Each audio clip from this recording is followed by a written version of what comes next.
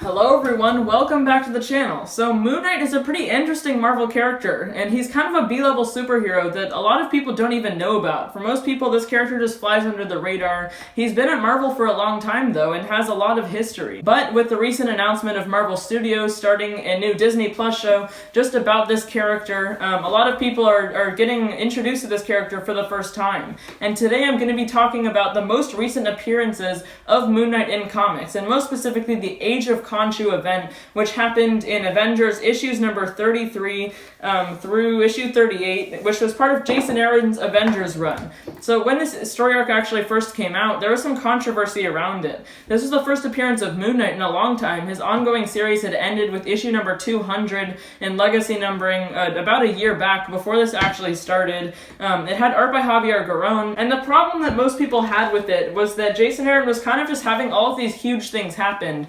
These big, like, Marvel Universe changing things that mean a lot, except not making a big deal about it. But I've recently reread this whole Age of Khonshu event. I got the issues when they actually came out, but now I've reread it because Moon Knight is also getting a new comic book series. Because of the TV show, I'm sure, Marvel is taking advantage of the Moon Knight character and starting a brand new ongoing comic series for him, which I'll be trying out. It's going to be written by Jed MacKay, who's been doing some good work across Marvel on all of his different titles, including the Black Cat ongoing series and the Infinite Destinies event, and I can't wait to see what they're going to do with this character. But to get you guys all caught up on everything that happened before that in the recent history of Moon Knight, we're talking about Age of Khonshu. So let me pull this off the stand so that I can refresh my memory on everything that happened in this story arc. So Mark Spector, aka Moon Knight, was working for the military when he was shot down, and in his dying breaths he crawled towards this statue of the moon god Khonshu, this ancient god who had been alive for millions of years. Khonshu saw that this dying man was in front of his statue and basically bestowed him the powers of the Moon Knight.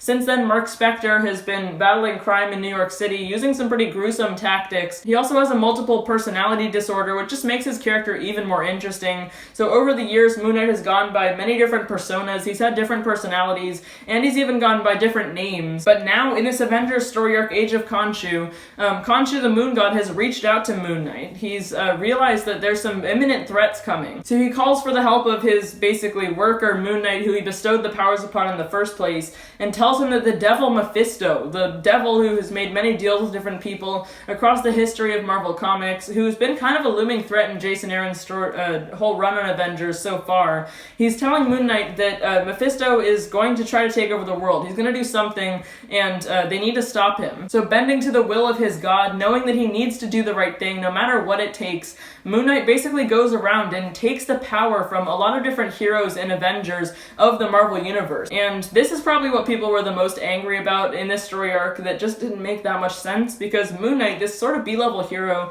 he doesn't have like super strength or anything like that. He's just well trained. He's not a super powerful hero. He was able to just go around in the first issue of Age of Khonshu and take out these big players in the Marvel Universe, like Iron Fist. He'd had like a martial arts battle with Iron Fist and Shun Lun, and was able to completely take him out and, you know, beat him up and then take his power. He went to Robbie Reyes and stole the Spirit of Vengeance in his car, which it has to do with, you know, Ghost Rider. And he also went to Doctor Strange and somehow was able to become the Sorcerer Supreme through stealing the Eye of Agamotto and overcoming Doctor Strange with his armies of mummies and different people who work for and worship Khonshu. And probably the most crazy out there thing that happened in this story arc that just doesn't really add up is that Moon Knight confronted Thor and was able to take out Thor also, the actual god of thunder, one of the most powerful players in the entire Marvel Universe. They confronted each other on the moon, and when Thor threw Mjolnir at Moon Knight, suddenly Moon Knight was able to take control of Mjolnir. He just held out his hand and kept the hammer from actually hitting him. Of course, most people know Thor's hammer was made by Uru and given to him by Odin. He had to become worthy of it like everyone does.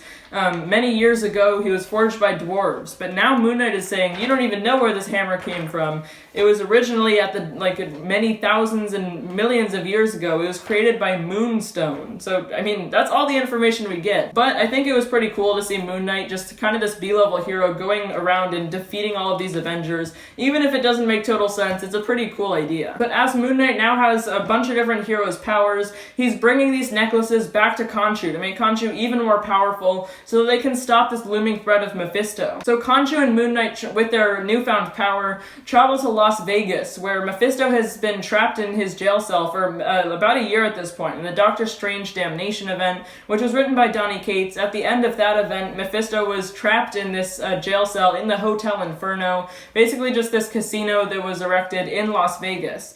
And they murder him. Using Mjolnir, they bust it through his chest, and Mephisto dies. You'd think this would be a really big deal, but, you know, Mephisto's gonna come back some way. He's a really big player in the Marvel Universe, and for like about a year at this point, I feel like he's been appearing more and more in many different Marvel titles, just making me believe that he really is gonna be a big player in the Marvel Universe, a big villain that might end up, you know, coming to a climax in a huge Marvel event someday in the future. But after murdering this universe's Mephisto, suddenly these other Mephistos from separate universe, from separate hells, a gunslinger Mephisto, like Camelot Knight Mephisto, they're all coming through different realities and trying to defeat Moon Knight and Khonshu before they can just wipe out, you know, the race of Mephistos across every single reality. But Khonshu and Moon Knight, with all of their newfound powers, the Sorcerer Supreme power, Spirit of Vengeance, Iron Fist, Mjolnir, they're able to take out all of these different Mephistos. But Khonshu still wants more power, and Moon Knight is getting a little bit skeptical of him, just like everyone else has been,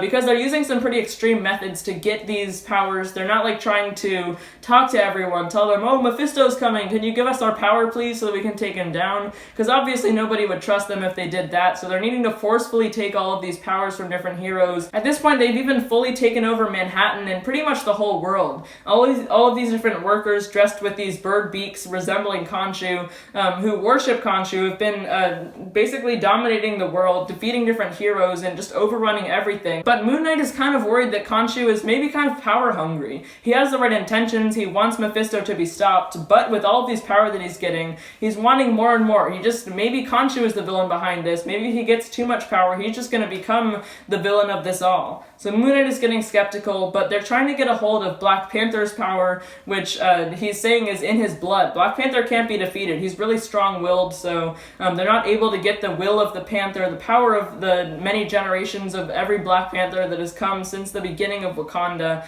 and that's a problem. They're trying to get past that, as well as the baby Star Brand. The Star Brand is another powerful force in the Marvel Universe that was recently given to a baby child that the Avengers have been taking care of through Jason Aaron's run for many issues at this point. But T'Challa finally breaking free of the shackles that he'd been trapped in after being tortured for so long with all of Khonshu's worshippers trying to get the power from him and bring it to Khonshu. He fights Moon Knight, and basically while they're fighting, he convinces Moon Knight that Khonshu is in the wrong. He just pushes Moon Knight past that line because Moon Knight had already been skeptical. He wasn't sure whether Khonshu was going to do good with the power that he had been bringing him, or if he was just going to become the next Mephisto, become the big villain that they were trying to stop in the first place. So in the big finale of this story arc, Moon Knight decides to turn against Khonshu in any way that he can. He needs to stop him, because despite their plan to stop Mephisto, this big looming threat behind it all, he knows that Khonshu could be even worse given all of this power, because he's not always had the best intentions. And after every single Avenger is freed and given back all of their power, Iron Fist gets his, Iron Fist back, Thor gets Mjolnir once again and is able to rain lightning down on the earth in order to stop Khonshu. But in a big revelation that leads to the conclusion of the Age of Khonshu story arc, the Phoenix Force comes to Earth and bonds with Mark Spector Moon Knight. So the Phoenix Force, another ancient, powerful force in the Marvel Universe, just a cosmic firebird who flies around trying to find its next host. Bonding to Moon Knight was all for the better, because now with this newfound Firebird Phoenix power, Moon Knight was able to take down Khonshu, along with the help of all of the Avengers, including the baby Star Brand, Thor. Everybody teamed up in order to defeat Khonshu and formed sort of an uneasy alliance because Moon Knight had just been working for him. So with Khonshu defeated and then locked up in the depths of Asgard's dungeons, the world was restored back to normal. Every single pyramid was disassembled, and Khonshu no longer reigned over the universe. But Mephisto was still a looming threat. We haven't actually seen it happen yet, but somehow Mephisto is going to get resurrected at some point in the main Marvel Universe, and now we have the knowledge that there's all of these other Mephistos from different universes, and they've got a Council of Red that they've been meeting planning their whole maybe galactic, could be multiversal conquest in which they're gonna, I don't know, maybe kill everyone. Who knows what the actual deal is going to be with the Mephisto story arc, but you know, that hasn't come to a head yet. My guess is that Avengers is going to continue leading into the climax of whatever Mephisto is going to do, and then that's going to happen in some sort of big event. But this video is about Moon Knight, and in this final epilogue issue of the Age of Khonshu story arc, the Phoenix Force leaves Moon Knight. Since then, we've gotten a story arc of Avengers in which the Phoenix Force chose its next host, but you know, it wasn't Moon Knight, so he just went back to being the hero of New York, battling people, and going back to his white costume, and you know, just becoming more of a street level hero again after he went to the big leagues and got the Phoenix Force and everything, and basically took over the world. But now things are back to normal, and that's probably where the Moon Knight ongoing series will pick up. I'm excited to read it. By the time this video comes out, that issue will also be out, I'm pretty sure, but I'll be on a road trip, so I can't really do a review of it until I get back, which I probably won't. It'll be too late by then, but I'm still really excited to see it. I'm glad to see that Jed MacKay is writing it because he's been doing good work on his other stuff for Marvel. We'll see what he can do with the book, but I think it'll be just more of a back to basics story arc with Moon Knight just in New York. Probably not huge things for the Marvel Universe that are actually going to be happening in that story. And of course, we've got the Moon Knight show coming up. We haven't had that many details on that series yet, so I don't know what the deal is going to be with that. But, you know, pretty interesting character that I don't know that much about, but I really love this Age of Khonshu event. I know a lot of people didn't like it because of all the crazy stuff that happened with no explanation, really, but I did. I thought it was super cool. It was just a really good Marvel Universe story arc. If you'd like to read it for yourself, you can head down to your local comic shop and look for the single issues, or you can just get the Age of Khonshu collection, which collects every issue of this story arc. So if you got some good information from this video, or if you enjoyed it at all, make sure to hit the subscribe button. That's the big red button, which is sitting right below this video. You can also hit the notifications bell, which is sitting right next to it. You'll be notified every single time I post a new video if you don't want to miss any. So thank you so much for watching, everyone. Bye, guys.